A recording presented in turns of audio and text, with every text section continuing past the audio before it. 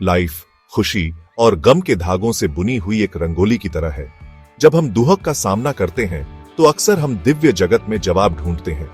हमें बताया जाता है कि भगवान न्यायकारी है। हमें बताया जाता है कि हमारा दर्द हमारे पिछले कर्माओं का नतीजा है, एक कॉस्मिक बैलेंसिंग एक्ट जिसे कर्म कहते हैं। लेकिन क्या होगा अगर न्याय का तराजू टेढ़ा लग रहा हो? क्या होता है जब बेकसूर लोग सफर करते हैं और कारण रहस्य में छुपे रहते हैं? दिव्य न्याय का विचार हमें सॉलिस देता है, एक फ्रेमवर्क जो हमें समझने में मदद करता है उन चीजों को जो समझ से परे हैं। फिर भी ये ट्रबलिंग क्वेश्चंस भी रेज करता है। कर्म का रहस्य पहेली को और गहरा कर देता है।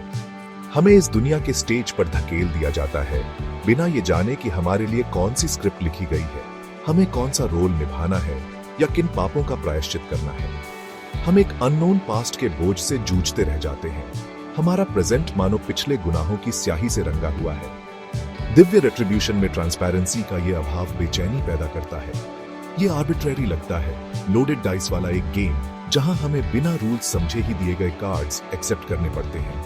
हम एक न्यूबॉर्न बच्चे के सफरिंग को, जो अभी जिंदगी की कॉम्प्लेक्सिटीज से अनटच्ड है, कर्म के न्याय के साथ कैसे रिकंसाइल कर सकते हैं? जानवरों की साइलेंट एगनी का क्या, जो इंसानी एक्शंस का शिकार होते हैं?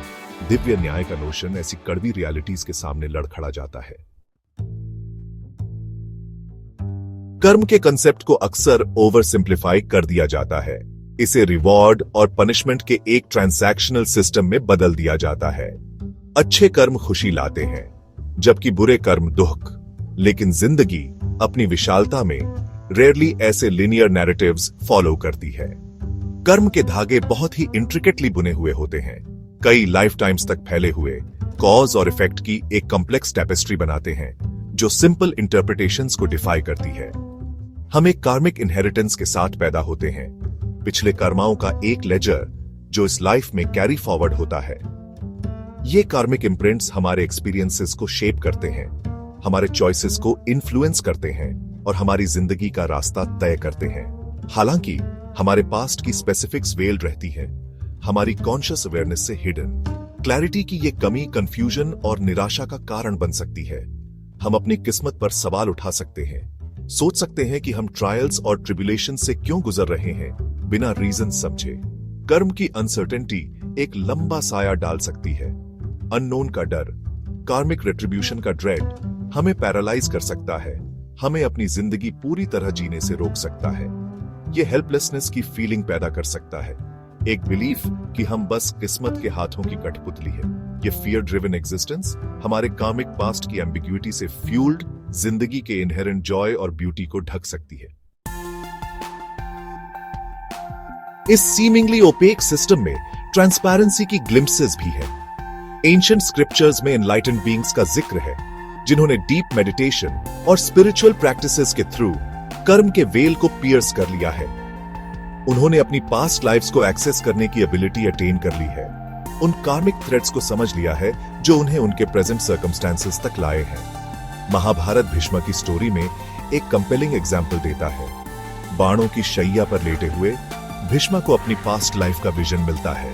वो खुद को एक राजा के रूप में देखते हैं जिसने केयरलेसनेस के एक मोमेंट में एक सांप को घायल कर दिया था। इस सीमिंगली इनसिग्निफिकेंट एक्ट के फार रीचिंग कॉन्सिक्वेंसेस थे, जिसकी वजह से वो अपनी करंट प्रेडिकमेंट में थे। इस अंडरस्टैंडिंग के साथ भीष्म अपने फेट को एक्सेप्ट करते हैं, इसे अपने पास्ट एक्शंस का फ्रूट मानते हुए। भीष्म की स्टोरी एक बीकन की तरह है जो कार्मिक क्लैरिटी की पॉसिबिलिटी को इल्यूमिनेट करती है।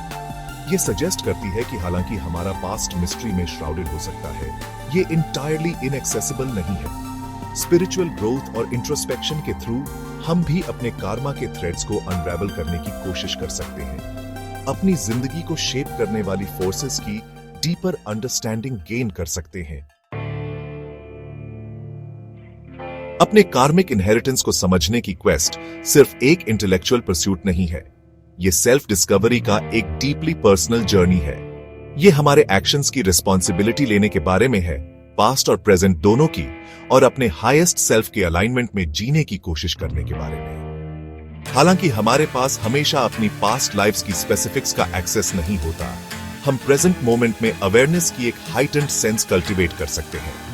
अपनी जिंदगी में रिकरिंग पैटर्न्स पर ध्यान देकर जो लेसन्स बार बार अट्रैक्ट होते हैं, उन पर हम अपने कार्मिक टेंडेंसीज में इंसाइट्स पा सकते हैं। ये अवेयरनेस हमें कॉन्शियस चॉइसेस करने की अनुमति देती है, नेगेटिव पैटर्न से ब्रेक फ्री करके अपने और अपने आसपास के लोगों के लिए एक मोर पॉजिटिव ट्रेजेक्टरी क्रिएट करने की। कार्मिक क्लैरिटी की परसूट ब्लेम असाइन करने या रिट्रीब्यूशन सीक करने के बारे में नहीं है। ये कंपैशन फॉस्टर करने के बारे में है, अपने और दूसरों दोनों के लिए। ये रिकॉग्नाइज करने के बारे में है कि हम सब अपने यूनिक जर्नीज पर हैं, कार्मा और फ्री विल की कॉम्प्लेक्सिटीज को नेविगेट कर रहे हैं। जिंदगी को इस अंडरस्टैंडिंग के साथ अप्रोच करके हम डिवाइन जस्टिस के सराउंडिंग फियर और अनसर्टेनिटी से आगे बढ़ सकते हैं, अपने एक्सपीरियंसेस के ट्रांसफॉर्मेटिव पोटेंशियल को एम्ब्रेस कर सकते हैं, जॉयफुल और सॉरोफुल दोनों को।